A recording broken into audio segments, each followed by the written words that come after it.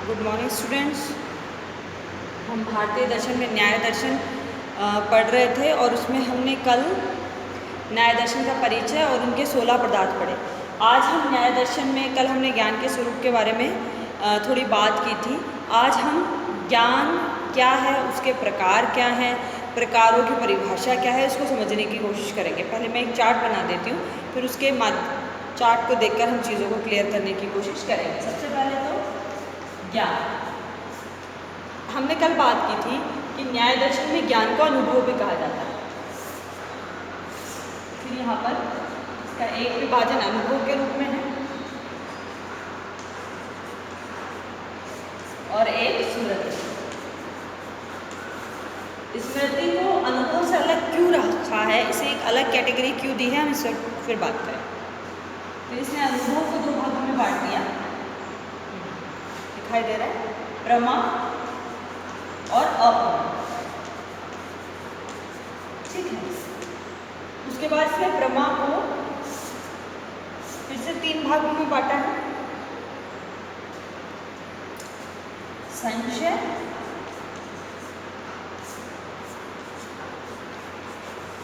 तर्क और भ्रम।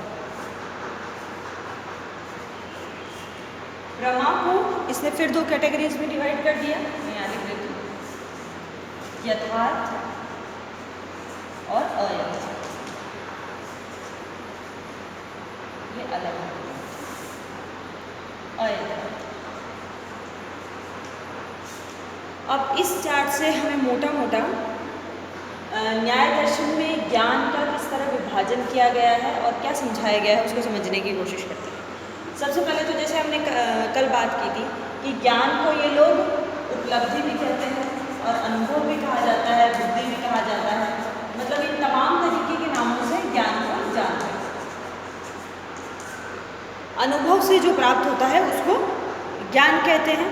तो इन्होंने ज्ञान को अनुभव और स्मृति में बांटा। स्मृति को अनुभव से अलग क्यों किया है और उसे एक विशेष कोटि क्यों दी है, इसके पीछे वजह यह बताई जाती है कि स्मृति में हमें वस्तु का साक्षात ज्ञान नहीं होता। पूर्व में हमें जो वस्तु का ज्ञान हो चुका है उसका स्मरण होता है। हमें एक बार वो चीज़ फिर से एक तरीके से ये कह सकते हैं कि उसकी आवृत्ति होती है फिर से। हमें जैसे साक्षात ज्ञान अभी इस चौक का मुझे हो रहा है, वैसे स्मृति का नहीं होता। स्मृति में पूर्व में घटित हो चुकी घटनाएं हमें स्मरण में आती है। तो यहाँ अनुभव नहीं है और स्मृति भी हमें एज इट इज़ नहीं रहती, उसमें चेंज हो जाता है। कुछ बातें हमें याद रहती हैं, कुछ बातें हमें याद नहीं रहती। तो हम आगे जाके प्रमा की विशेषताएं पढ़ेंगे, तो प्रमा की उन विशेषताओं में से कुछ विशेषताएं स्मृति में नहीं रहती, इसलिए इसे अनुभव से अलग एक कैटेगरी में रखा गया है। ठीक है। हालांकि इसे ज्ञान माना गया है कि ये ज्ञान होता है, लेकिन ये उतना यथार्थ, उतना असंदिग्ध और हम ये कह सकते हैं कि उतना अनुभवजन्य नहीं होता जितना जब हम किसी वस्तु का साक्षात ज्ञान प्राप्त करते हैं या प्रत्यक्ष के माध्यम से जब हम किसी वस्तु को जानते हैं। अब दूसरा आता है अनुभव। अनुभव में हमने पहले भी बात की थी, अनुभव में हमें सही ज्ञान भी हो सकता है, अनुभव में हमें गलत ज्ञान भी हो सकता है। इसलिए हमने अनुभव को प्रमा और अप्रमा इन 2 कोटियों में विभाजित कर दिया। प्रमा क्या होता है? सही ज्ञान को प्रमा कहते हैं। जो वस्तु जिस रूप में है उस रूप में जब हम उसको जान लेते हैं तो वो प्रमा कहलाती है। ठीक है। मान लीजिए मुझे मेरे सामने घड़ा रखा है और मुझे उसका साक्षात अनुभव हो रहा है, मतलब घड़ा मेरे सामने है और मैं उसे देख रही हूँ, तो बीच में कोई चीज़ नहीं है, इसलिए मुझे घड़े का साक्षात अनुभव हो रहा है, तो ये प्रमा कहलाएगा। प्रमा को बहुत सरल शब्दों में सही ज्ञान को प्रमा कहते हैं, यथार्थ ज्ञान को प्रमा कहते हैं। साक्षात अनुभव से जो हमें पता चलता है उसको प्रमा कहते हैं। अब अप्रमा किसको कहेंगे? रस्सी को रस्सी समझना प्रमा है, लेकिन रस्सी को सांप समझना अप्रमा की कैटेगरी में आता है। इसलिए हम देखेंगे अप्रमा के कुछ प्रकारों में से एक भ्रम भी है। जब हम रस्सी को अंधेरे में सांप समझ लेते हैं तो वो किस तरीके का ज्ञान है? वो भ्रम का ज्ञान है। मतलब जो वस्तु है उसका यथार्थ स्वरूप तो ढक जाता है, उसकी जगह कुछ और प्रकट हो जाता है या कुछ और दिखने लगता है, वो भ्रम की कैटेगरी में आता है। तो अयथार्थ ज्ञान कह सकते हैं प्रमा को, जो सही ज्ञान ना हो, अयथार्थ हो, गलत ज्ञान हो, उसको प्रमा कहेंगे। अब प्रमा की जो 3 कोटियाँ, इसमें सबसे पहले मैंने भ्रम की बात की तो उसी को वापस कह देती हूँ कि जब हमें वस्तु के यथार्थ स्वरूप का बोध ना हो, उसकी जगह किसी और उसी से मिलती जुलती जिसका हमने पूर्व में कभी अनुभव किया था, वो वस्तु अगर हमको दिखाई देने लग जाती है तो उसको हम भ्रम कहें। ठीक है, जैसे रस्सी को अंधेरे में सांप समझ लेना, या रेगिस्तान में वो जो मरीचिका है उसको जल समझ लेना, ये सारे भ्रम के उदाहरण हैं। अब संशय क्या है? संशय में मैंने बताया कि हमारे सामने दो या दो से ज़्यादा विकल्प होते हैं और हम निश्चित विषय का निश्चित ज्ञान नहीं प्राप्त कर पाते, उसको संशय कहते हैं। जैसे मैंने फिर बताया कि धुंध में या एक सुमरई से अंधेरे में या उजाले में हम नहीं कि किसी लंबी चीज़ को देखकर कहें कि ये खंबा है, कि ये व्यक्ति है, कि कुछ और चीज़ है। जब हमें नहीं दूर से देखें तो पेड़ है कि क्या है, जब हमें ये नहीं पता चलता, मन दो विकल्पों के बीच में झूलता रहता है, उस स्थिति को संशय कहते हैं। तर्क क्या होता है? तर्क में हमें ज्ञान जो प्राप्त होता है वो प्रत्यक्ष नहीं होता, साक्षात नहीं होता, बल्कि एक तरीके से अप्रत्यक्ष होता है, इनडायरेक्टली हमको ये ज्ञान होता है। जैसे हम ये कहते हैं कि जैसे पहाड़ पर धुआं देखा और हमने कहा वहाँ आग है, तो हमने सीधा आग को नहीं देखा, हमने धुएं को देखा और ये कहा कि धुआं होता है, वहाँ आग होती है। तो ये हमने तर्क के माध्यम से बताया, क्योंकि कोई सामने वाला कह सकता है ज़रूरी नहीं है धुआं है तो आग है, पता तो हमको धुएं का चल रहा है। तो धुएं का हमें साक्षात ज्ञान हो रहा है, वो प्रमा है। लेकिन उस साक्षात ज्ञान के आधार पर जब हम ये कह रहे हैं कि हमें आग का पता चल रहा है, तो ये तर्क के माध्यम से सिद्ध हो रहा है, ये साक्षात ज्ञान नहीं है, इसलिए इसको तर्क की कोटि में शामिल करा है। मतलब इसका सही होना, इसका जो सत्य होना है वो इतना ये कह सकते हैं असंदिग्ध नहीं है जितना धुएं का होना है। क्लियर है? अप्रमा में ये तीन चीज़ें शामिल हो जाती है। अब हम प्रमा में आ जाते हैं। प्रमा यथार्थ और अयथार्थ होती है, सही ज्ञान प्रमा और गलत ज्ञान को हम अयथार्थ ज्ञान कह सकते हैं। अब देखिए प्रमा की कुछ विशेषताएं होती है कि किस ज्ञान को हम प्रमा कहें। सही ज्ञान को ऑब्वियसली कहेंगे, लेकिन फिर भी उसकी कुछ विशेषताएं बताई गई हैं। उन विशेषताओं की अगर हम बात करें तो उसमें से पहली विशेषता जो ये मानी जाती है कि वो अनुभवजन्य होना चाहिए। ठीक है, तो प्रमा की तीन विशेषताएं हैं मोटी मोटी, आप लोग चाहे तो लिख लीजिए।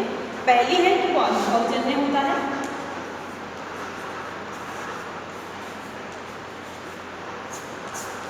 मतलब मैं उसी ज्ञान को प्रमा कहूँगी जिसका मुझे अनुभव होगा, साक्षात अनुभव होगा।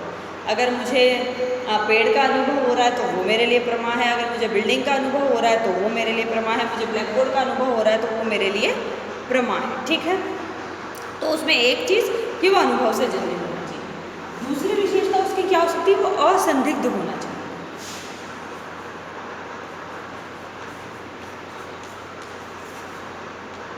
मतलब उसमें किसी प्रकार का संशय नहीं होना चाहिए। अब ये चौक मुझे दिखाई दे रहा है तो मुझे पता है कि ये चौक है, मैं ये ना कहूँ कि ये पेंसिल है कि ये पेन है। इस तरीके का कोई किसी प्रकार का संशय मुझे नहीं होना चाहिए। वस्तु के बारे में मेरी मनोस्थिति एकदम स्पष्ट होनी चाहिए, मेरी चेतना एकदम स्पष्ट होनी चाहिए कि ये पर्टिकुलर ये विशेष चीज़ क्या है, बोतल है कि कप है कि प्लेट है। मतलब किसी भी प्रकार का संशय नहीं होना चाहिए, वो एकदम असंदिग्ध होनी चाहिए, एकदम स्पष्ट होनी चाहिए। तीसरा, वो यथार्थ होना चाहिए।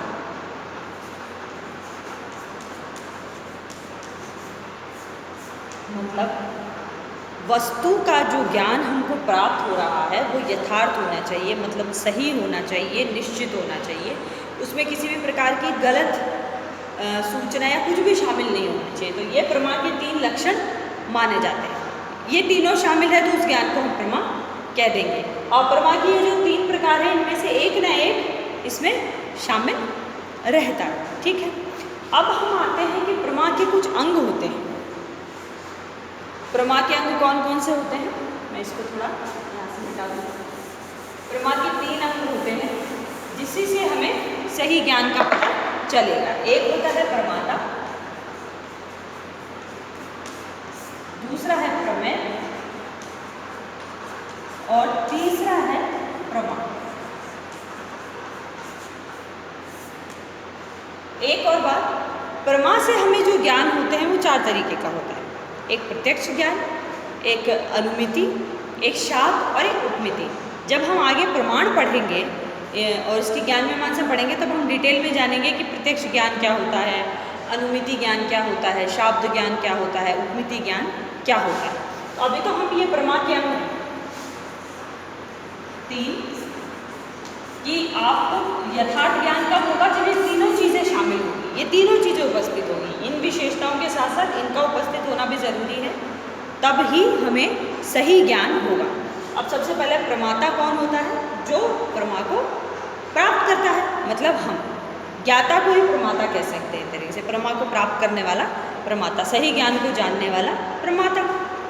प्रमेय जिस भी वस्तु का ज्ञान हमको प्राप्त होता है, मान लीजिए जिस भी वस्तु का, जंगल में जा रहे हैं तो पेड़ पौधों का, जीव जंतुओं का, शहर में जा रहे हैं तो दुकानें हैं, बिल्डिंग्स है, इनका, तो जगत की जो भी वस्तु जानने योग्य है उन सबको प्रमेय में शामिल कर देंगे। प्रमाण ज्ञान के साधन जिसके माध्यम से हमको ज्ञान प्राप्त होता है। न्याय दर्शन में 4 तरीके के प्रमाण माने गए हैं, अभी हम डिटेल में उनको पढ़ेंगे। 4 प्रमाण: प्रत्यक्ष, अनुमान, शब्द और उपमा। तो ये 3 प्रमा के अंग हैं। अब हम प्रमाण जो ज्ञान के साधन हैं वहाँ से शुरू करेंगे। 4 ज्ञान के साधन हैं, 4 ही प्रकार के प्रमाएँ हैं। उनमें से पहला प्रत्यक्ष है।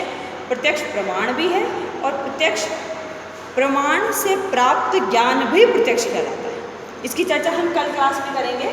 आज हमने मोटा मोटा ज्ञान का विभाजन समझा, प्रमा की विशेषताएं समझी और प्रमा का अंग समझा। ओके।